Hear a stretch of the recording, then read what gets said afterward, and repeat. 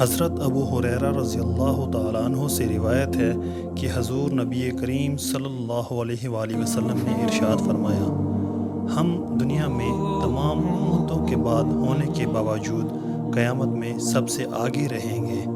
فرق صرف یہ ہے کہ کتاب انہیں ہم سے پہلے دی گئی تھی، یہی جمعہ ان کا بھی تھا جو تم پر فرض ہوا ہے، لیکن ان کا اس کے بارے میں اختلاف ہوا اور اللہ تعالیٰ نے ہمیں یہ دن بتا دیا، اس لیے لوگ اس میں ہمارے تابع ہوں گے۔ یہود دوسرے دن ہوں گے اور نصارہ تیسرے دن۔